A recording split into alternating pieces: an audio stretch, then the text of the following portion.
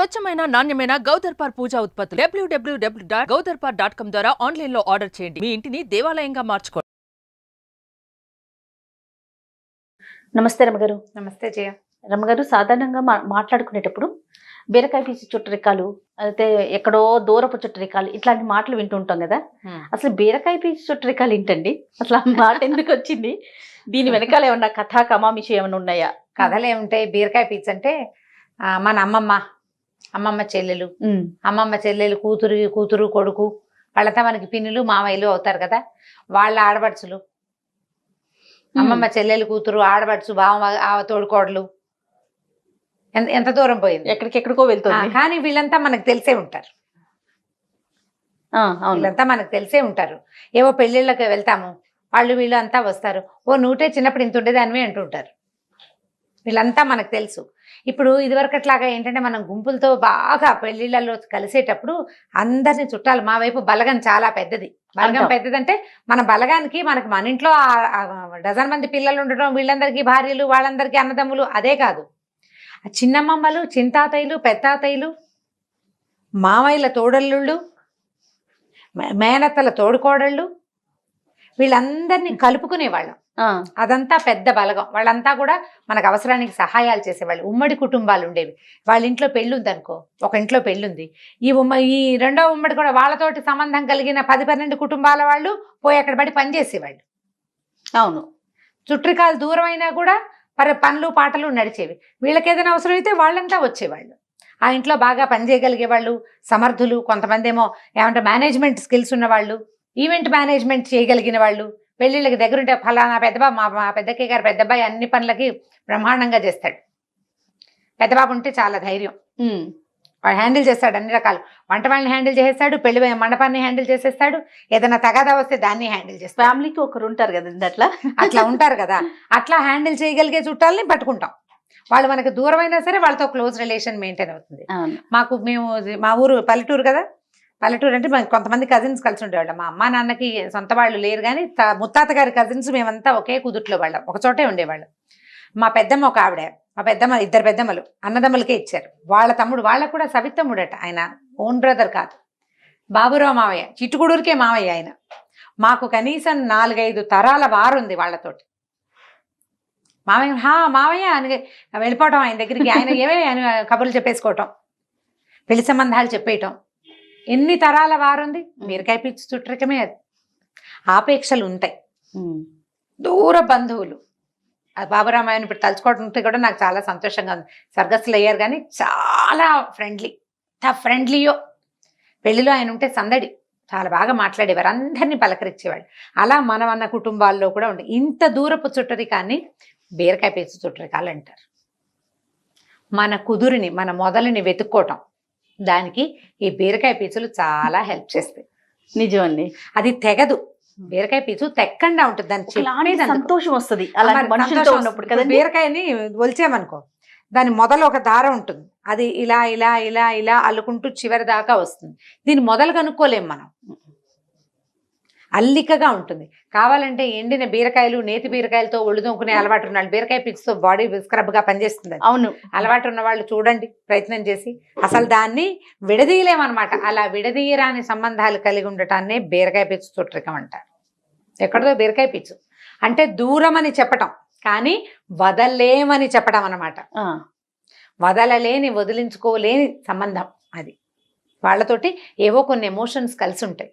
వాళ్ళు ఏదో ఒక సందర్భంలో మనకు సహాయం చేసి ఉంటారు. మనం ఇదివరకు చిన్న ఊళ్ళ నుంచి పెద్ద ఊళ్ళకి వైద్యాలకు వచ్చేవాళ్ళు, పెళ్లి సంబంధాలకు వచ్చేవాళ్ళు. ఈ ఊళ్ళో పెళ్లి సంబంధం చూడాలంటే ఇక్కడ మన చుట్టాలు ఉండదు. ఇలా బీరకాయ పీచు చుట్టరికం వాళ్ళ ఇంటికే వెళ్ళి మా పిల్లకి ఫలానా సంబంధం చూస్తామంటే వాళ్ళ ఇంట్లో ఉండి ఆ పూట వాళ్ళు కూడా మనతో పాటు ఆ పెళ్లి సంబంధానికి వచ్చి వాళ్ళు మనకి క్లోజ్ అయిపోలా. మన పిల్ల పెళ్లినాడు హెల్ప్ చేసిన వాళ్ళు మనకి క్లోజ్ కాదు, ఎప్పటికీ గుర్తుంటారు.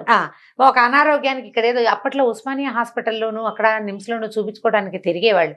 ఈ ఊళ్ళో దూరపు చుట్టాలున్నా సరే వాళ్ళ ఇంట్లో ఉండి, హాస్పిటల్లో ఒక మనిషి ఉంటే ఇక్కడ వీళ్ళింటో పొద్దున్నే స్నానం చేసి బాకులు, అప్పుడు ఇంతంత అవసరాలు ఏమున్నాయి, అంత అన్నం పెట్టించుకున్న పేషెంట్ కోసం పోయేవాళ్ళు ఉస్మానియాకి బస్సుల్లోనే. అప్పుడు ఇంత కార్లా, ఇంత ట్రాన్స్పోర్టేషన్ దాకెందుకు రమ్మగారు. మొన్నటి వరకు కూడా మనం ఇరు రాష్ట్రాలు విడిపోక ముందు ఈ పాస్పోర్ట్లు కానీ వచ్చినా మనలాంటి ఇక్కడ ఉండే వాళ్ళ ఇళ్లలో ఉండేవాళ్ళే కదా. ప్రతి పనికి మనం ఈ బీరకాయ పీచు చుట్టరికాల్ని ఇది వరకు వాడుకునేవాళ్ళు. అవును. ఇప్పుడు ఏమయ్యామంటే మనం ఫస్ట్ కజిన్స్ ని కూడా మర్చిపోయే దుస్థితిలోకి వచ్చాం మనం. ఎస్, దాన్ని కాపాడుకోవాలి కదా. 100%. మీకు మాకు చుట్టరికం ఏమిటంటే చుట్టరికం ఉండక్కర్లా, మనమంతా ఒక ఊరి వాళ్ళం, ఒక కుదుట్లో వాళ్ళం. మనం ఒక కుదుట్లో వాళ్ళం అని చెప్పుకుంటాం కదా ఆ మాట. మన తాతలు ముత్తాతలు అన్నదమ్ములు వాళ్ళది మంది ఒకే ఇంటి పేరు. అవును. వాళ్ళు ఎవరో మనకు తెలీదు, కానీ వాళ్ళు మనవాళ్ళేనన్న భావన ఉంటుంది. అవసరమైతే సహాయం చేసుకుంటాము, దానికోసం ప్రయత్నం చేయాలి కదా. అయితే దీన్ని మనం తెలుగులో బీరకాయ పీచు అంటామా, బాదరాయణ సంబంధం అంటారు. ఇప్పుడు బీరకాయ పీచు సంబంధం లాంటిది బాదరాయణ సంబంధం. ఇప్పుడు బీరకాయ పీచుకి మనకి ఎక్కడో ఒక సంబంధం ఉండాలి కదా, బాదరాయణ సంబంధానికి ఎక్కడా సంబంధం ఉండక్కర్లేదు, చాలా పెక్యులియర్ సంబంధం చెప్తారు. ఆ కథ చెప్తాను. ఓకే అండి. ఒక ఆయన బండి వేసుకుని ఓ ఊళ్ళోకి వెళ్ళాడు. బండి వేసుకుని వెళ్తే సరే ఓ ఇంటి ముందు ఆపాడు. మధ్యాహ్నం వేళ అయింది, భోజనాల వేళ. సరే ఏం చేశాడు, బండి కొంచెం నీడలో ఆపి బండి నుంచి ఎడ్లను విప్పి చెట్టుకేసి కట్టేశాడు. కట్టేసి ఆ ఇంటి వైపుకి లోపలికి వెళ్ళాడు. వాకిట్లోనే అప్పట్లో ఇళ్ళు ఎలా ఉండేవి, కొంచెం వాకిలి కొంచెం దూరం ఉండి, అంటే ఏమన్నా ఆవరణ కాస్త బాగుండి వెనక్కి ఇళ్ళు ఉండేవి. ఒకవేళ పూరిపాక అనుకో, పూరిపాక అంటే మరిగా తాటాకుల ఇల్లు అనుకో, ఇట్లా పంచలాగా దించి వాకిట్లో అరుగులు ఉండేవి. అరుగులు ఉండేవి కదా. అవునండి, అవును. ఆ అరుగు మీద ఆ ఇంటి ఓనర్ రైతు ఒక ఆయన కూర్చుని ఉన్నాడు. ఈయన పోయి ఆయన పక్కన కూర్చున్నాడు. ఆయన ఏమనుకున్నాడు, వచ్చిన ఆయన చుట్టాలైన భార్యకు చుట్టాలు కాబోలు అనుకున్నాడు. కూర్చున్నాడు. ఇంతలో ఏమైంది, ఆవిడ బయట నుంచి వచ్చి లోపల నుంచి వచ్చింది ఆయన భార్య. ఏమయ్యా వంట అయిపోయింది, స్నానం చేస్తావా అని కేకేసింది. చేసేసరికల్లా సరే ఆయన పదండి స్నానం చేద్దామన్నాడు ఆ ఓనర్, ఆ ఇంటి ఆయన. ఈ కొత్తగా వచ్చిన ఆయన ఇద్దరు కలిసి చెరులో వెనకాల నూతి దగ్గరికి వెళ్ళారు. కాసిన వేడి నీళ్ళు ఏవో తోడు అక్కడ పెట్టబడి ఉన్నాయి. కాస్త అంటే కాగులో నీళ్ళు పొంతలో నీళ్ళు ఉంటాయి కదా, అలాగే ఓ గంగాళంలో ఉన్నాయి. చెరుకో 4 చెంబులు పోసుకున్నారు, స్నానం చేశారు. ఆయన భార్య వచ్చి ఆయనకు తువ్వాలు అందిస్తూ ఈ వచ్చిన చుట్టాలు ఆయన కూడా ఓ తువ్వాలు అందించింది. ఈయన ఒళ్ళు తొలుచుకున్నాడు. ఆ అంగవస్త్రం తడిసిపోయింది కదా స్నానం చేసరికి, అది పిండి ఆ పక్కన ఆరేశాడు. భోజనానికి రండి అన్నారు. సరే ఈయన పోయి కూర్చున్నాడు. ఇద్దరు వెళ్ళారు లోపలికి. ఆవిడ 2 విస్తరాకులు వేసింది. ఆకులు అరటాకులు విస్తరాకులు వేసుకుని పల్లెటూళ్ళలో కంచాలు పెట్టుకునే గోలే ఉంది. చుట్టం ఎవరైనా వస్తే గబుక్కుని కంచాలు పెట్టకుండా ఆకులు వేసుకునేవాళ్ళు. దొడ్లో ఏవో ఉంటాయి అరిటాకులు అవిను, లేకపోతే మర్రాకులు కుట్టుకునేవాళ్ళు, బాదం ఆకులు కుట్టుకునేవాళ్ళు, కుట్టుడాకులు విస్తళ్ళు దొరికేవి. అప్పట్లో పద్ధతులు అవే కదా. 2 ఆకులు వేసింది, అన్నం పెట్టింది, చక్కగా వడ్డన అయింది, భోజనం అయిపోయింది. భోజనం చేశారు. ఆ ఇద్దరు వచ్చి ఏదో ఆ మాట ఈ మాట, ఊళ్ళో పంటలు ఎట్లా ఉన్నాయి, ఈ ఏడాది వానలు ఎట్లా ఉన్నాయి, ఏమిటి అని సంగతి సందర్భం అన్నీ మాట్లాడుకున్నారు. వాకిట్లో వచ్చారు. అన్నం బాగా భోజనం చాలా బాగుందమ్మా, వంట చక్కటి చెయ్యింది, ఇది ఎంతో బాగుందమ్మా అన్నాడు వచ్చిన చుట్టాలు ఆయన. బాగుంది. ఇద్దరు కలిసి వాకిట్లో వరండాలోకి వచ్చారు. మళ్ళీ ఆ వరండాలో ఉన్నాయిగా అరుగులు. సరే 2 చేపలు పరిచున్నాయి. ఈయన సగ భుక్తాయాసం, అమ్మాయి కడుపు నిండా అన్నం పెట్టిందని నడుము వలిచాడు వచ్చిన చుట్టాలు ఆయన. ఇంత ఆయన కూడా మరి మధ్యాహ్నాలు భోజనాలు చేసి కొంచెం సలబాటు వేళ అయ్యేదాకా కాస్త నడుము వాలుస్తారు. ఈయన కూడా ఇంకో చాప మీద ఉరిగాడు. 4:30, 5 అయింది. ఇద్దరు 1 గంట అరగంట నిద్రపోయారు. కాస్త చిన్న కునుకు తీశారు. ఇంటి ఆవిడ కూడా లోపల ఎక్కడో కునికేసినట్టుంది, బయటికి రాల. ఇద్దరు లేచి కూర్చున్నారు. కొద్దిగా ఆ మాట ఈ మాట లోకాభిరామాయణం మాట్లాడుకున్నాక మరి నేను బయలుదేరతా అన్నాడు వచ్చిన చుట్టాలు ఆయన. అప్పుడు ఈయన అడిగాడు, అంటే ఎవరని అడగలేదు కానీ జ్ఞాపకం రాలేదు కానీ ఇంతకీ మీరు మా ఆవిడకి ఏమవుతారు అని అడిగాడు. ఈయన ఏం చెప్పాడంటే, మీ ఆవిడకి ఏమవను, మీకు ఏమవను అనేసరికి ఇంటి ఆయనకు అర్థం కాలే. ఈ ఏమీ అవ్వని వాడు మన వాకిట్లో కూర్చున్నాడు, మన పరెట్టో స్నానం చేశాడు, నువ్వు దగ్గర ఇంటి ఆవిడ పొట్టిస్తే తినేశాడు, మధ్యాహ్నం చాప మీద కునికేశాడు, ఎండవేళ్ళప్పుడు వచ్చింది చూడటం. మీరెవరు ఏమిటని అడగకూడదు, అట్లా రండి భోజనానికి అనాలి, భోజనం చేసేయాలి. మీ దొడ్లో మంచి రేగి చెట్టు ఉంది కదా అన్నాడు.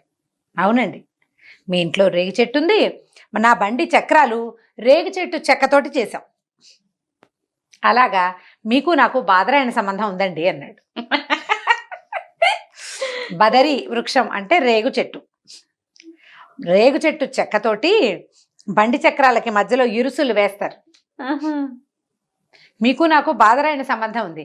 మధ్యాహ్నం భోజనాలు వేళకు వచ్చాను, చక్కగా అన్నం పెట్టారు, అన్నదాత సుఖీభవ, వెళ్లే దారిలో ఎప్పుడైనా అవకాశం ఉంటే సావకాశంగా మళ్ళీ కలుసుకుందాం, వెళ్ళొస్తానన్నాడు. ఆయన నిర్ఘాంతపోయి చూస్తూనే ఉన్నాడు. ఈ బాదరాయణ సంబంధం పెద్ద మనిషి బండికి ఎడ్లు కట్టాడు, వెళ్ళొస్తాను నమస్కారం అని వెళ్ళిపోయాడు. చాలా బాగుంది. మనకి సంబంధం ఉండాలే కానీ మనం ఉంచాలని అనుకోవాలి కానీ ఏ చిన్నదాన్నైనా కలుపుకోవచ్చు. చూడండి అసలు. మన తాత ముత్తాతల నాటి కజిన్స్ కూడా ఇప్పుడు నేను ఏ అమెరికావో ఆఫ్రికావో వెళ్ళాను అనుకుందాం. మా ఇంటి పేరు ఎస్టీజీ వరదాచార్య గారు మనవరాలని నేనని చెప్పాను. ఎస్టీజీ వాళ్ళ మాకు చుట్టాలండి అన్నాడు ఆయన. ఎవరో నేను ఆయన చుట్టం అయిపోలేదు. ఆయన మా తాతగారి మొహం కూడా చూసుంటాడు. అవును, తాతగారి మొహం కూడా చూసి ఉండకపోవచ్చు, మేము ఎవరమో ఆయనకి తెలుసు, కానీ ఆ పేరు ఆయనకి తెలుసు. పలానా ఇంటి పేరు అని చెప్తే చాలు కదా మనకి. ఏ ఊరు ఎక్కడ ఏమిటి, ఓహో ఆ వైపు అండి, అలాగా మేము ఎస్టీజీ వాళ్ళవేనండి. ఆయన మేము కనీసం 20 తరాల గ్యాప్ ఉంటుంది. ఇంటి పేర్లు మారవు కదా, మనం ఒకటి. ఎస్టీజీ ఇంట్లో పుట్టిన ఆడపిల్లలు వేరే సంబంధాలు చేసుకున్నప్పటికీ ఆ ఎస్టీజీలో ఉండే వాళ్ళకి తప్పకుండా అక్క చెల్లెళ్ళలో మేనత్తలు అవ్వాల్సిందే కదా. అంతేగా, రక్త సంబంధం ఉన్నట్టే కదా ఎంతో కొంత. దాన్నే బీరకాయ పీచు చుట్టరికం అంటారు. బాగుంది. మన వాళ్ళని వీళ్ళు మన వాళ్ళు అని భావించటమే చాలా ప్రధానమైనది జయ. ఇప్పుడు మనం దాన్ని కోల్పోయాం. అవును, ఈ కథకి బాదరాయణ సంబంధానికి బీరకాయ పీచు చుట్టరికానికి పెద్ద సంబంధం లేదు. నువ్వు వదిలిపెట్టేదలుచుకుంటే పక్కన ఉన్నదాన్ని కూడా కట్ చేసి పారేస్తావు. వాడెవడో నేనెవడో అంటావు. నువ్వు పట్టుకోదలిస్తే సంబంధికుల్ని వదిలేస్తున్నావు. నువ్వు పట్టుకోవాలనుకుంటే ఇట్లా మీ ఇంట్లో రేగు చెట్టు ఉంది, మా బండికి ఉన్న కర్రలు రేగు చెక్కవే, కాబట్టి నీకు నాకు బాదరాయణ సంబంధం ఉందని సంబంధాన్ని కలుపుకోవచ్చు.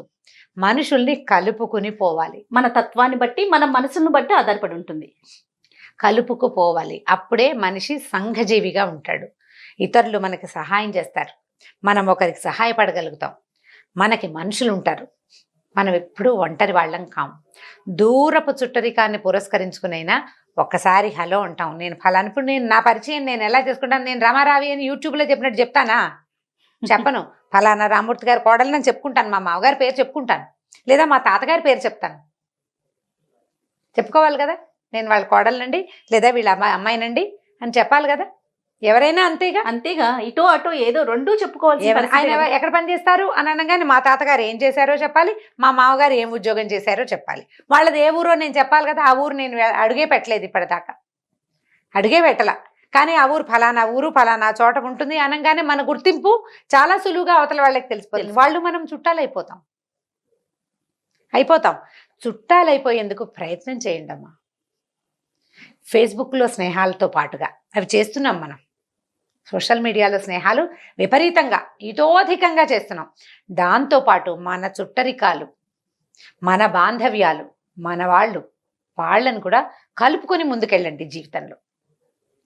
మన వాళ్ళు మనతో సరిగ్గా ఉండరు కాబట్టి మేము మా చుట్టాలతో చాలా తలకాయ నొప్పులండి, మేము ఫ్రెండ్షిప్ చేస్తాం, ఫ్రెండ్సే అని చెప్పేవాళ్ళు కూడా ఉంటారు కొంతమంది. అందరూ ఒకలా ఎలా ఉంటారు? ఫ్రెండ్స్లో మాత్రం దుర్మార్గులు, విసిగిచ్చేవాళ్ళు, తలకాయ నొప్పి పెట్టించేవాళ్ళు ఉంటారు. అక్కడ కూడా ఎక్కడైనా ఉంటుంది.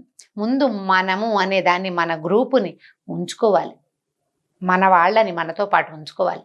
వాళ్ళకి హలో అని చెప్పగలిగే అంత మాత్రం అయినా నేను ఫలానా వాళ్ళని, మేము ఫలానా వాళ్ళం, ఫలానా ఊరి వాళ్ళం అని చెప్పుకోవాలంటే మన మొదళ్ళు మనకి తెలియాలి. అది తెలుసుకోండి. అప్పుడు ఎంత బీరకాయ పీచు చుట్టరికమైనా వాళ్ళతో మనకి కొంత రేపో ఏర్పడుతుంది, ఎంతో కొంత. సత్సంబంధాలు కొనసాగుతాయి. రైట్ రామ్ గారు, నమస్తే జయ. ఈ వీడియో కనుక మీకు నచ్చినట్లయితే లైక్ చేయండి, షేర్ చేయండి. మరిన్ని వీడియోస్ కోసం మా ఛానల్ని సబ్స్క్రైబ్ చేసుకోండి.